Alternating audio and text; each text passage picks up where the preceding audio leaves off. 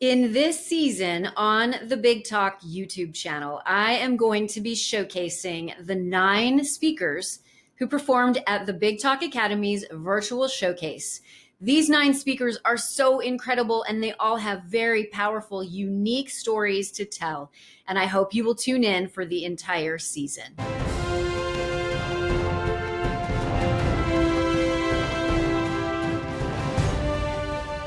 Bryn Drescher, stages are elevated for a reason.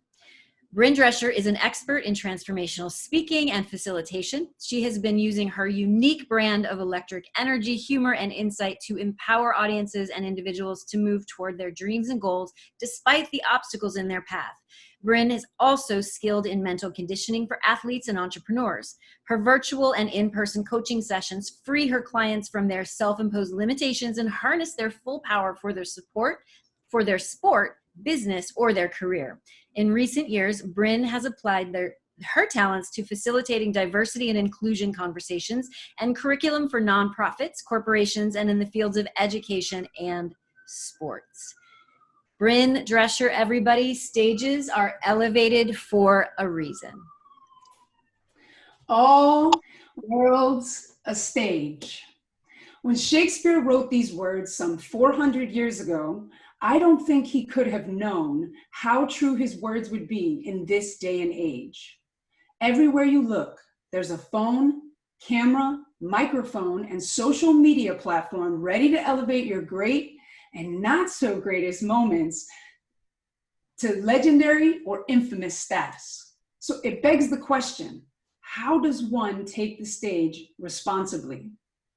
Shakespeare's stage was meant as the various stages in one's life, and it makes me think of my evolution in taking the stage.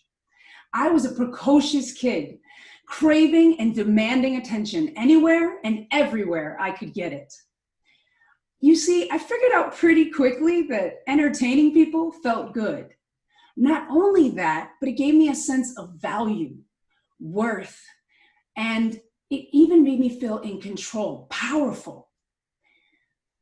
And then there was my acting debut on an actual stage. I was the star of my 4th grade play, if you consider having one line being the star. I knew then and there that I was meant to be a star. So I sought out every opportunity I could to pursue my birthright in the way of musical theater, acting on TV, and stand-up comedy. Then there was motivational speaking. I remember when I saw my first motivational speaker and how he had the audience in the palm of his hand. Now, I can't quite recall his message from that day, but I certainly remember being inspired. He had our undivided attention. 2,000 high school students, so you know that's a tall order. Years later, I would seek to become a motivational speaker myself. I mean, how hard could it be to stand up, speak, and hold people's attention? After all, I had been doing it since I was a kid. I came to learn that holding people's attention isn't quite that simple, nor is it the whole picture of what it means to really take the stage. When it is said to pay attention, it is meant to give the gift of your time, energy, and focus to someone or something.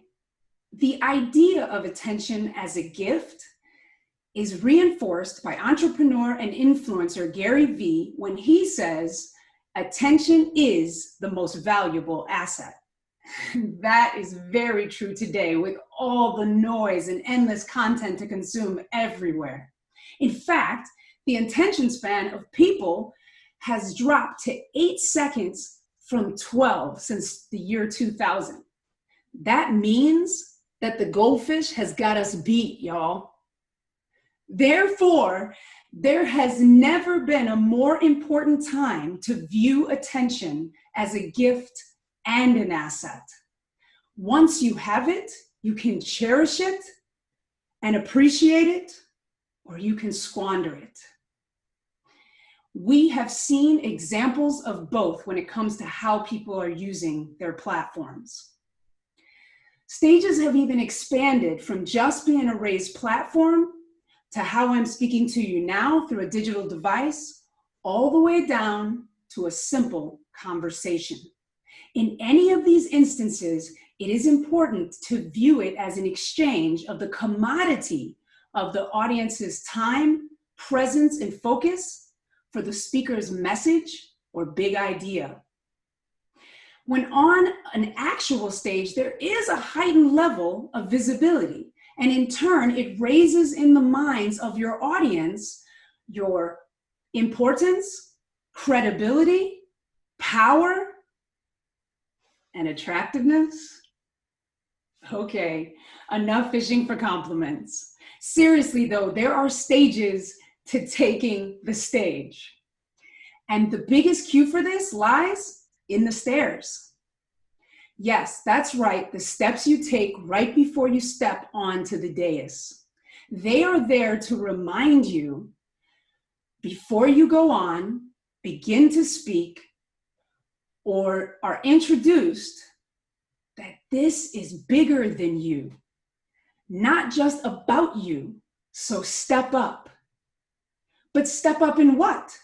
Well, in my early days as a motivational speaker, I knew how to get laughs. I knew how to entertain. Born to be a star, remember? But I hadn't quite grasped that with great power comes great responsibility. I had to raise my level of understanding that I wasn't there to get anything, but I was there to give. In order to do that, my mission, should I choose to accept it as the speaker, was to elevate the audience or just one person in a conversation, to pique their curiosity, to raise their level of understanding, energy, and delight to new heights, and to leave them better than I found them. In order to do that, I had to take 100% responsibility for what happened in that space. I also had to realize that I was there to serve.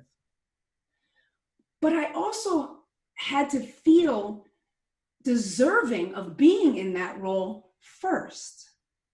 My deservingness came when I stepped up in my awareness of my own value, worth, gifts, talents, and capacities.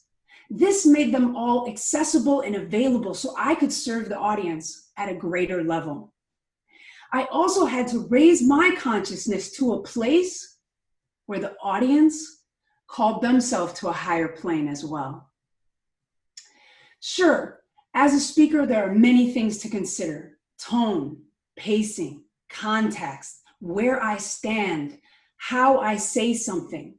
But these are all mere manipulations, if not for the understanding of the gravity of what is actually taking place. Just like the oxygen mask on an airplane, I go first. I must become who I need to be, feel, and embody anything before I ask the audience to do the same. Once I got this, people came to me after talks and conversations to share with me how I inspired them, how I motivated them to get out of their comfort zone, and even how I changed their life. Wow.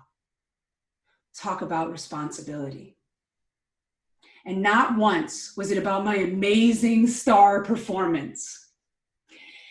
You see, that taught me that it wasn't about performing so much as it was about transforming.